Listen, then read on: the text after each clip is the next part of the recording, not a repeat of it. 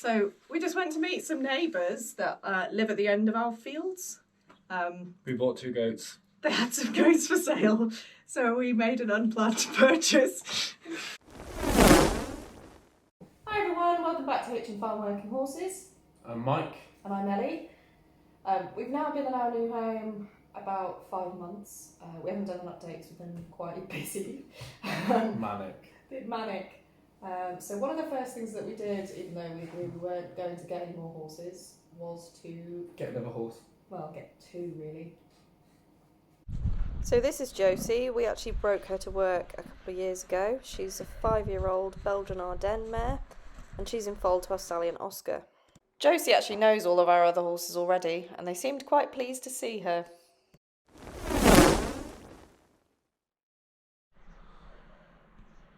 So this is our current harness room. Filled with sadness. And this small barn will be converted into a harness room. Floor accessing modged bit of concrete that they've put in there.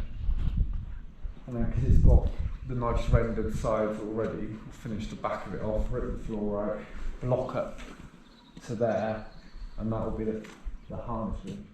So first things first, the floor had to come out because it was unlevel, and we cut a door into the side so that it feeds into the larger cattle barn. Next came an entire lorry load of cement to put in a new floor, and then a breeze block wall to block up the front. So, unbelievably, we found loads of milled oak in our barn already, and it must have been sat here for between 7 to 10 years now. So he's all dry and lovely. So what we're going to do, these bits, we are going to sand them plain down so that they're nice and smooth and oil them, and they're going to be the door frame for the new harness room. And it'll all be oak, so it should last longer than we're going to be here, which would be amazing. Right, welcome to our new harness room. So, new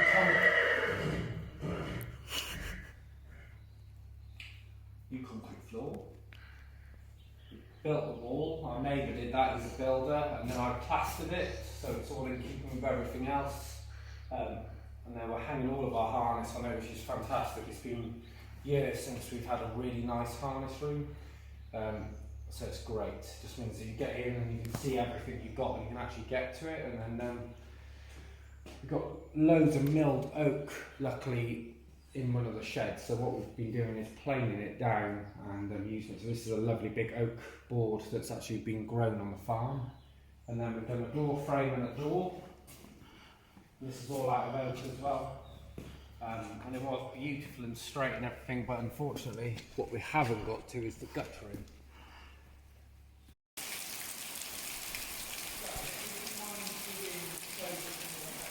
And the guttering that was there broke on us, so this has all got soaked and actually a door now. If you look at this,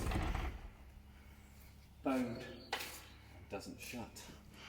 Welcome to Hitchin Farm.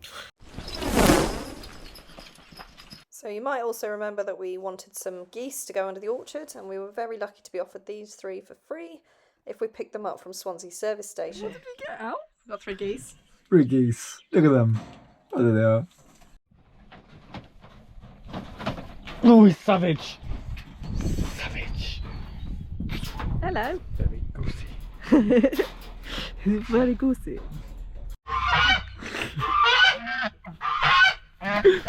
Oh, who's winning? The goose.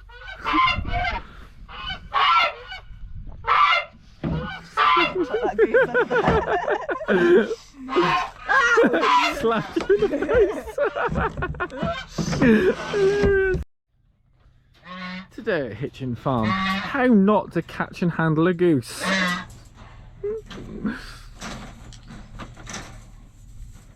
Oh, that's better. That's a better one. That's a grip. Hello. Such a snooty goose.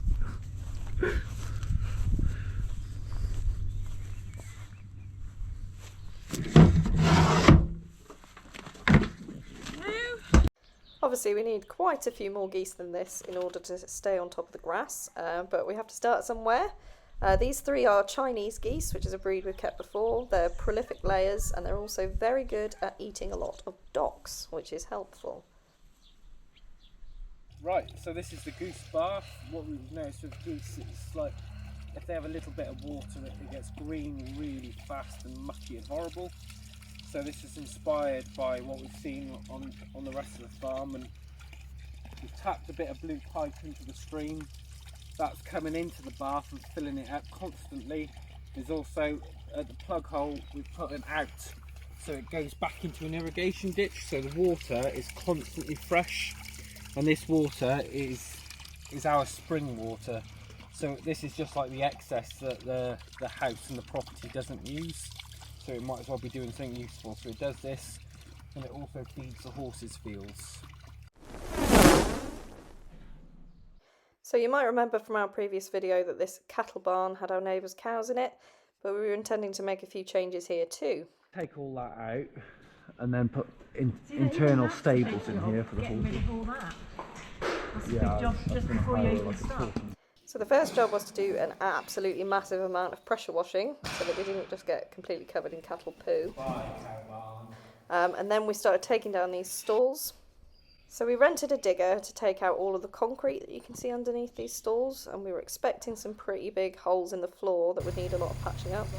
But we were very lucky to find that underneath it was actually really good, solid, flat concrete. So this is where we're intending to overwinter our mare herd and also some of our other livestock. Also turned into a pretty useful space for rainy days when we need to do some training. We found it really difficult to get hold of any chickens when we first moved here, so we started with 10 from the Hen Welfare Trust. This isn't a photo, as you can see they are just absolutely petrified. So next on our to-do list was getting chickens. We've just been to pick up 10 ex-battery hens and they are looking pretty rough. We've kept ex-bats before, they're lovely chickens, they lay really well. Unfortunately they are prone to quite a lot of health issues because of the way they've been kept. These girls will be starting out in one of our small barns, and then we'll eventually hopefully be moving them out onto the pasture, where they will be working as sort of free-ranging little rotivators. So the reason we got the chickens is obviously, first of all, because we wanted some eggs for the kitchen. We now have plenty. So many eggs. There's plenty of eggs. But also we wanted to include them in our rotation, so we're trying to move over to kind of regenerative grazing patterns, so breaking down the fields into really small paddocks and moving the animals around all the time. And the chickens are useful for following on behind other livestock. So they help control worms. They also act as little kind of cultivators and scarifiers. And they're also quite nice to have around, aren't they? Yeah, and they help the flies as well. Yeah, they eat the maggots that comes in the manure. So they're really a good part of our new design for our farming system. We hope. Yeah. So far, so good. Yeah. We've got 10 at the minute, but the plan is probably to have lots.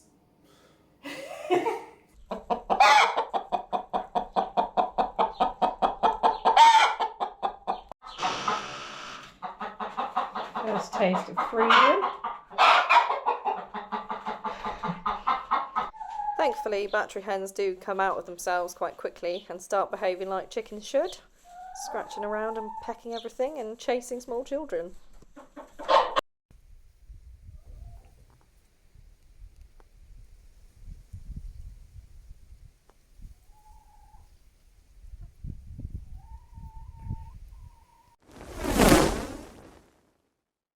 So we just went to meet some neighbours that live at the end of our fields. We bought 2 goats. They had some goats for sale, so we made an unplanned purchase. This is Pickles and Gherkin. Hi! Welcome to the house. Hi! Goat prison. Go on.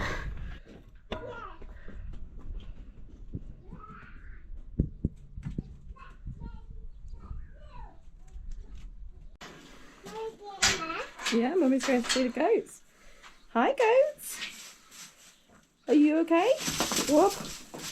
I'd probably say no. I have to make friends with these goats. You're a bit scared. It's alright, I'll go away and leave you alone. Pretty wild, aren't they? They are pretty wild. So to help us tame our wild goats, we went out and bought 2 more. This is Cheese. She's our friendly goat. And her friend over there, Biscuits, actually hates us even more than the wild goats does. So we've ended up with 3 goats that don't particularly like us. And Cheese here, who won't leave us alone. Oh, Cheese. Hello, Cheese. No, we bought that. It's the only piece of furniture that we've bought. It's a fish tank. And we can't afford fish for it now, so it's empty. What did you buy today? I did. A fish!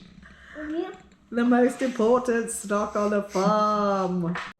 Coming next on Hitchin Farm. Welcome back to Hitchin Farm. I'm going to introduce our new colt foal.